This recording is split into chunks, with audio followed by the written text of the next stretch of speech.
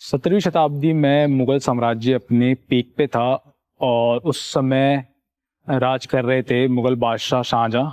और 1638 में उन्होंने अपनी राजधानी आगरा से दिल्ली शिफ्ट करी और उन्होंने सबसे पहले लाल किले का निर्माण करना शुरू किया। इसे बनने में लगभग 10 साल लगे और इसके जो मुख्य आर्किटेक्ट थे वो थे अहमद लाहौरी। इसी के ठीक सामने उन्होंने दिल्ली का 7वां शहर शाहजहानाबाद बसाया, जिसको आज हम पुरानी दिल्ली कहते हैं। और ये वही जगह है जहाँ से 300 साल तक हिंदुस्तान में सत्ता चली।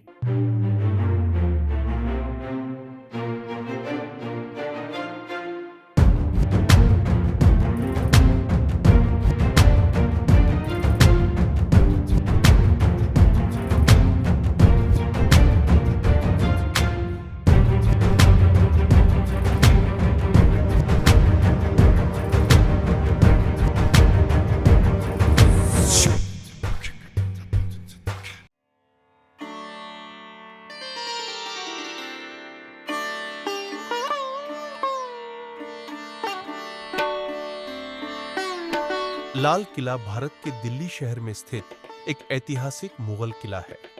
यह मुगल सम्राटों का मुख्य निवास स्थान था। सम्राट शाहजहां ने 12 मई 1639 को इस किले का निर्माण करवाया था। मूल रूप से लाल और सफेद रंग से सजे इस किले की डिजाइन का श्रेय ताजमहल के वास्तुकार उस्ताद अहमद लाहौरी को दिया जाता है। किले को बनाने के लिए लाल बलुआ पत्थर का उपयोग किया गया। इसी कारण इसे लाल किला कहा जाने लगा।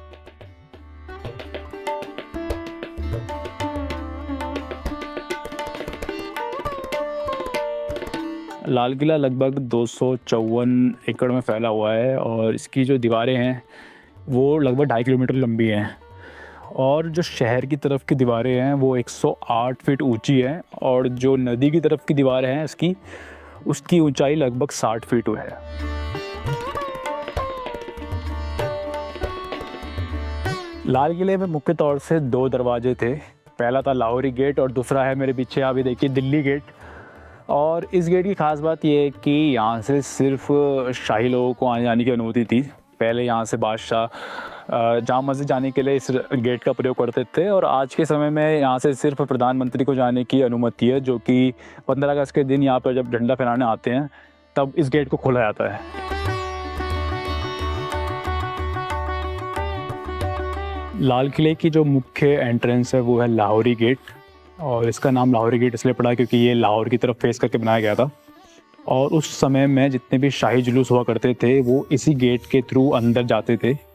और आज के समय में स्वतंत्रता दिवस में प्रधानमंत्री भी इसी गेट से राष्ट्र को संबोधित करते हैं।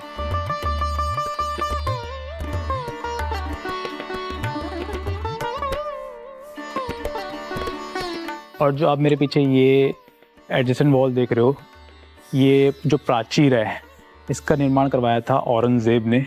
ये बाद में बनाई गई थी और ये इसलिए बनाया गया था क्योंकि ताकि जो इसके सामने बाज़ार लगता था, चांदनी चौक जो बाज़ार है इस समय, वहाँ से किले के भीतर ना देखा जा सके।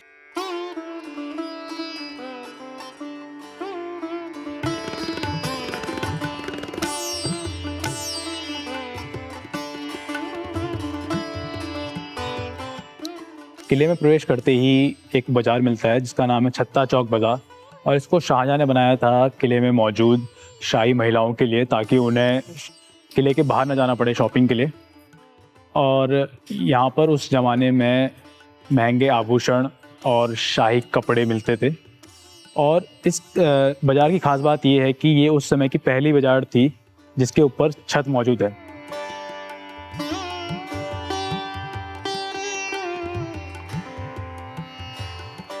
छत्ता चौक बाज़ार से निकलने के बाद नज़र पड़ती है नौबत खाने पे, जिसको नक्कार खाना भी कहते हैं। और ये वही जगह है जहाँ पे विशेष अवसरों पर ढोल और नगाड़े बजाए जाते थे और उससे पूरे किले को सूचित किया जाता था। और इसी जगह पे मुग़ल बादशाह फ़र्रुख सैयर और जलंधर शाह की हत्या भी हुई थी।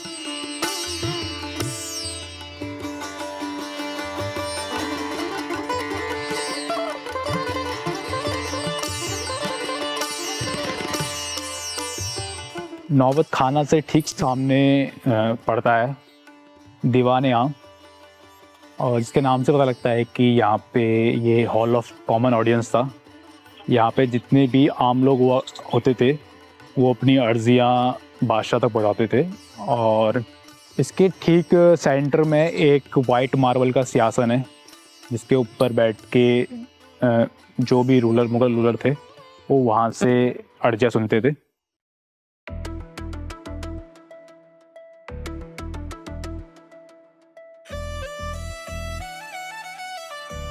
किले की मुख्य इमारतों में से एक है मुमताज़ महल, और ये शाही हरम का हिस्सा हुआ करता था। यहाँ पर जितनी भी शाही महिलाएं और रानियां होती थी वो रहा करती थी।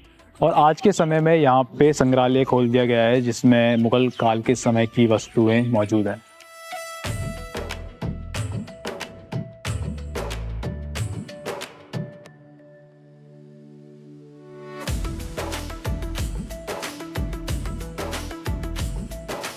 मुमताज़ महल के लेफ्ट साइड में है रंग महल।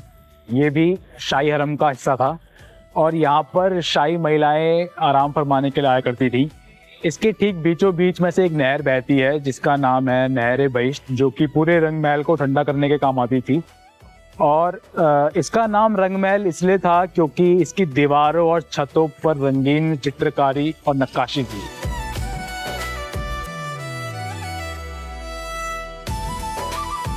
लाल किले की वास्तुकला का एक अद्भुत हिस्सा था नहर ए बेहिश्त, जिसका अर्थ है स्वर्ग की नहर। यह एक जल प्रणाली थी जो यमुना नदी से पानी लाकर किले के अलग अलग महलों के बीच बहती थी। इससे महलों में ठंडक बनी रहती थी और वातावरण बेहद सुखद रहता था।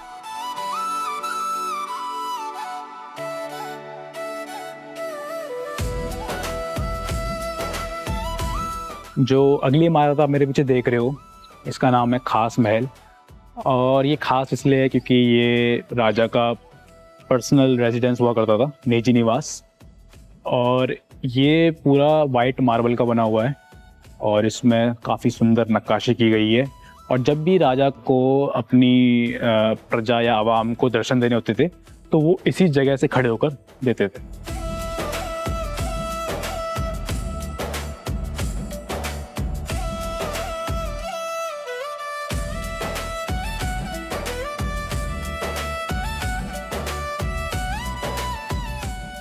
खास महल के ठीक सामने से कि रास्ता जा रहा है जो कि नीचे एक सीक्रेट चैम्बर की तरफ जाता है। और माना जाता है कि वहाँ पे हाथियों और शेरों की लड़ाई की जाती थी राजा के एंटरटेनमेंट के लिए। और ये रास्ता आगे जाके यमुना नदी से भी मिलता है, तो इन केस ऑफ एमरजेंसी राजा इसी रास्ते का प्रयोग करते थे किले से बाहर निकलने के लिए।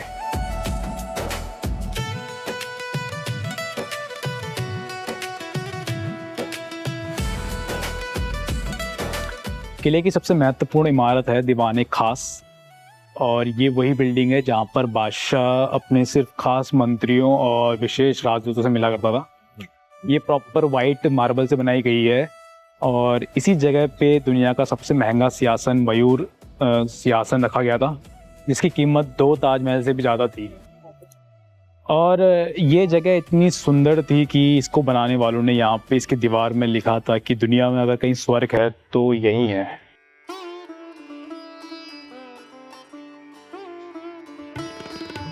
दीवान ए खास का आकार लगभग 90 गुणा 67 फीट है। इसके बीच में एक आयताकार कक्ष है जिसके चारों ओर संगमरमर के स्तंभों पर टिके सुंदर मेहराब बने हुए हैं। इन स्तंभों के निचले हिस्सों में फूलों की नक्काशी जड़ी हुई है, जबकि ऊपर का भाग रंगों और सोने की परत से सजाया गया था।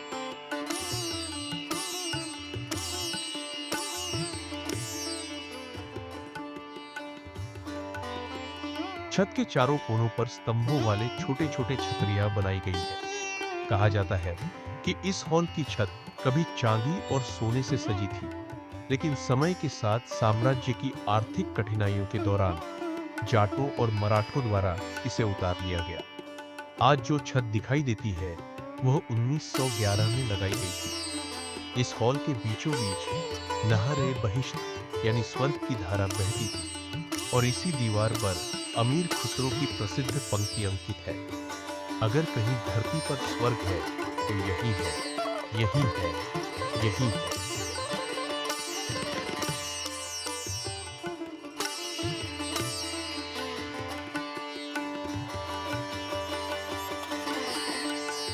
दीवाने खास से निकलते ही आगे पड़ता है शाही हमाम, और ये एक रॉयल बाथरूम था, स्नान गृह, जहाँ पर जितने भी शाही लोग थे वो स्नान करते थे।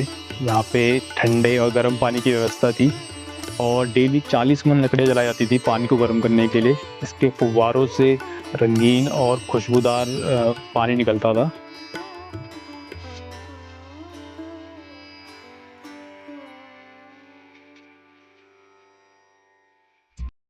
हमाम से निकलते ही ठीक सामने पड़ती है मोती मस्जिद, जिसे औरंगजेब ने 1659 में अपने निजी प्रयोग के लिए बनाया था। और ऐसी सिर्फ 3 मोती मस्जिद हैं, पहली दिल्ली में, दूसरी लाहौर में और तीसरी आगरा में।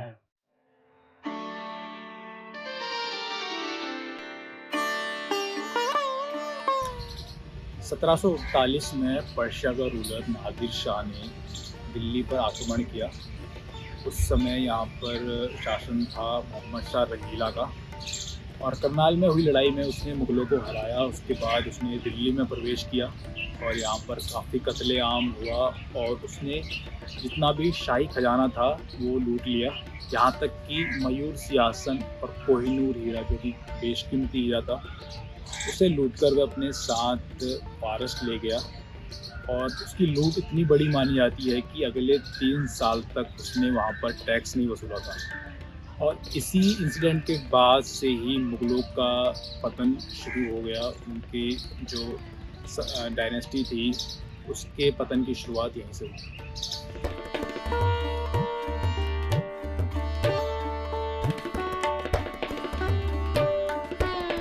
सन 1857 में जब ब्रिटिश सरकार के खिलाफ भारत में विद्रोह हुआ तो जितने भी विद्रोही सैनिक थे वो दिल्ली में आ गए और उसके बाद उन्होंने बहादुर शाह ज़फ़र को अपना लीडर चुना।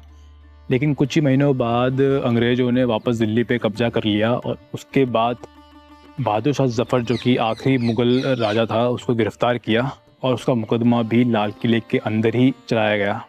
और 1858 में उसको दोषी ठहराकर आज का जो बर्मा है वहाँ पे कैद की सज़ा दी और उसके साथ ही 300 साल पुराना मुग़ल साम्राज्य का समापन हुआ।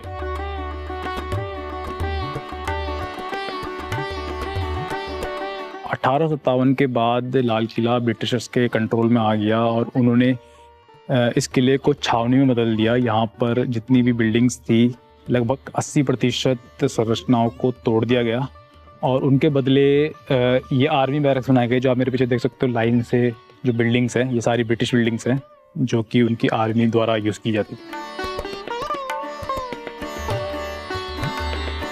1857 की क्रांति में यही किला विद्रोह का केंद्र बना और जब हिंदुस्तान 1947 में आज़ाद हुआ तो इसी जगह पे सबसे पहले प्राइम मिनिस्टर ने तिरंगा फहराया था।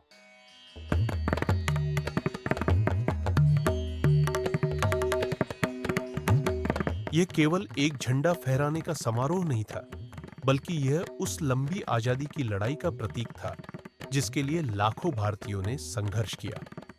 तब से हर वर्ष 15 अगस्त को भारत के प्रधानमंत्री लाल किले की प्राचीर से राष्ट्र को संबोधित करते हैं और तिरंगा फहराते हैं। इस परंपरा ने लाल किले को केवल एक ऐतिहासिक स्मारक ही नहीं, बल्कि भारतीय स्वतंत्रता और राष्ट्रीय गौरव का प्रतीक बना दिया है।